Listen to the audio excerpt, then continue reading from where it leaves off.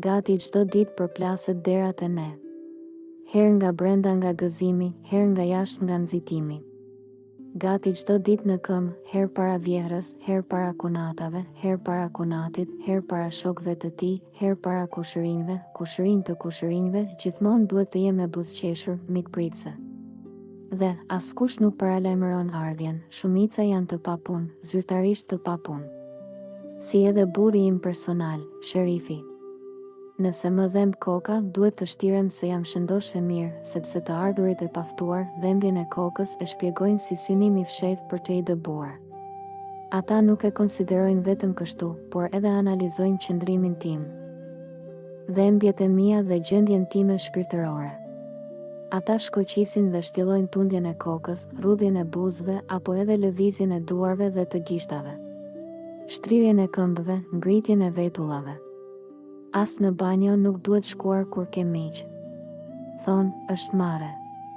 Për shembull, nëse ngre vetullat, kunata thotë se po i shikoj mysafirët me dyshim, nëse i ngrys ato, thonë se po i shikoj me përbuzje. Nëse shtri këmbët, e shpjegojnë si shpërfillje. Këtë gjes, vjehra e interpreton ndryshe, mos respektim ndaj saj dhe miqve. Kur lëviz gishtat e këmbës, thonë se jam nervoze. Nëse lëviz gishtat e duarve, thonë se jam e shpërqendruar. Çdo lëvizje imja ka interpretues dhe analizues. Madje, këto shpjegime mbështeten, sipas tyre, edhe me fakte shkencore, sepse shumë herë vijat e karakterit tim ravizohen në filxhanin e kafes. Kunata e madhe është eksperte për interpretim. Para 2 javëve më ran gotat e çajit nga dora, mu para vjehrës, thënë sinqerisht, gëzohem kur bëj çaj, sepse gotat e çajit nuk lexohen, për fat, aty brofi Sherifi. Më goditi me grusht në hund dhe unë u përplasa pranë dritares, në prerë të kunatës. Ajo u largua anash, duke më vështruar me një shikim të pjerrët dhe qortues. Asa i ra vetëm pak çaj në gishtat e këmbës, po ata gishtat që kur i lëviz unë, shpjegohen si nervozizëm i theksuar. Por ajo u ngrit duke kuisur, duke hequr çorapën me forcë dhe duke gjëmuar, sikur të i kishte rënë prush. Sherifi më qortoi me zë të ashpër për mungesë përqendrimi, se ku e di se ku i kisha pasur mend dhe se kisha tentuar të ja përvëloj nënën. Ai e thërret nanosh. Kur pas se më rritë gjaku nga hunda për të arsyetuar dënimin apo për të krijuar një baraspesh mes veprës dhe dënimit, foli me zë më të ulët, deshna e mbyte nanushin, atë ditë i pata menstruacionet, i kam çdo muaj. Por askush nuk duhet ta di, më dhemte koka, por njerëzit e mi kishin nevojë për shërbim. Ata nuk ishin të sëmur, mirë po në familjen tonë, gratë e sëmura quhen shtirake. Gra që shtiren, ka 10 vite që jetoj në Gjermani. Këtu jetohet ndryshe dhe gratë trajtohet me respekt, por në shtëpinë time nuk ka ndryshuar asgjë. Gati po ato orendi të vjetra, po ato ushqime dhe kursejmë shumë. Kemi mundësi të mëdha të vdesim të pasur, sepse jetojmë tepër varfërisht. Shumë njerëz kanë ndërtuar shtëpi në vendlindje, burri im ka ndërmend ta bëj më të madhe se kushërinjtë e tij, me 4 kate. 3 kate për djem dhe në të 4-tin duhet të banojmë ne. Sherifi parapërqen katin e fundit për të i mbikëqyrë hyrjet dhe daljet nga balkoni. Ai ka frikë se mos ndonjë burr merr guximin të vizitojë ndonjë nuse të djemve apo nga obori flasin me ndonjë që nuk duhet. Në mëngjes bëj gati fëmijët për shkollë. Pak para orës 8 nisen. Janë shumë të zellshëm dhe i dua shumë. Në orën 8 shkoj unë në punë. Sherifi fle. Në orën 14:30 e mbaroj dhe nxitoj në shtëpi për të gatuar drekën. Sherifi në kompjuter. Fëmijët kthehen pak para meje.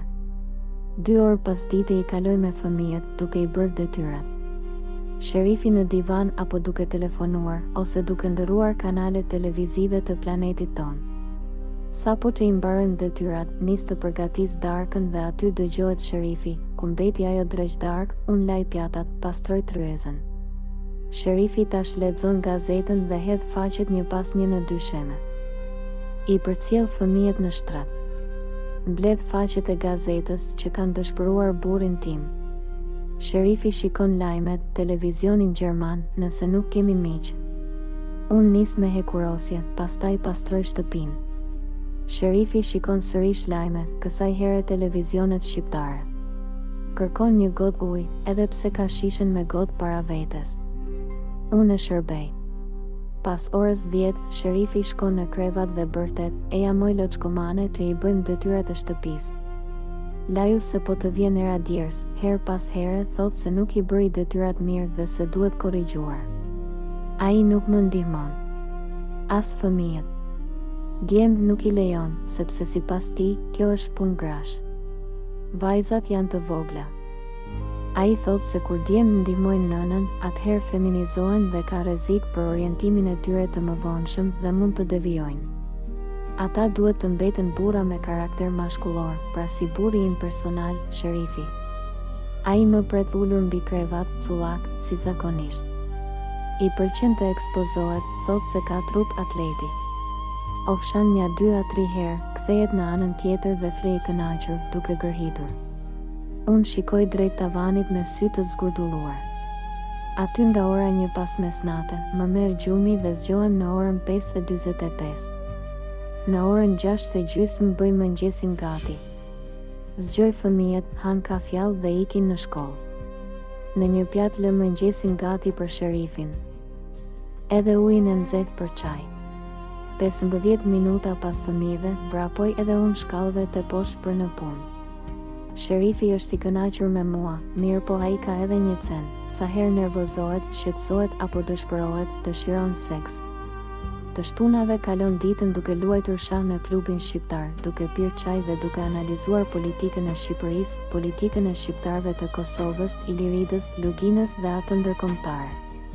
Telefonon me shokët dhe flasin për lirinë dhe robërinë, për kombet e shtypur në botë. 2 herë në javë sherifi shkon në palestër. Të dielën luan top me shok.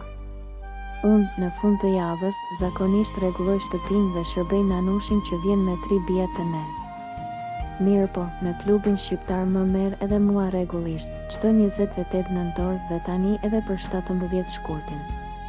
Çdo 9 mars më blen një lule, pasi të ketë marrë vesh se dje kishte qenë 8 marsi. Kështu 7 ditë në javë, kështu çdo muaj, kështu me vite. Nëse refuzoj seksin, bëhet potere e madhe dhe më kërcënon me shtëpinë publike, ku duhet të paguaj 50 euro. Seks nuk di të bëj. Kërcen si qenë dhe largohet i tillë. Unë nuk guxoj të hedh ndonjë ide. Njëherë i pata për këdhelur vezët dhe ai e përfundoi për disa sekonda. Unë qesh gëzuar shumë. Mendova se gjeta butonin për ta hequr qafe më shpejt, por ai më pak qortuar dhe sharë si lavire. Atë senin nuk ja kam parë kurrë sepse e fik dritën. Thot se e ka shumë të madh, por unë nuk e di, as nuk di pse madhësia qenë ka më e rëndësishme se mendja e tij. Nejse. Tani ndihem një sport hedhurinash, ku ai zbrazet për ta fituar drejt peshimin e vet, unë jam një qoshe e rrugicës, ku ndalet qeni për të bërë shurën.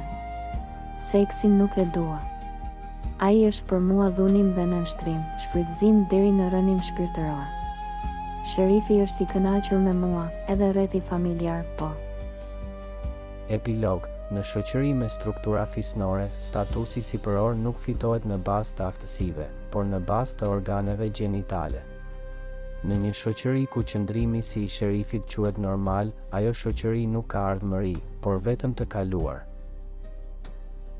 Nëse kjo video të bëri të mendosh, pëlqej, shkruaj mendimin tënd në komente dhe shpërndaje.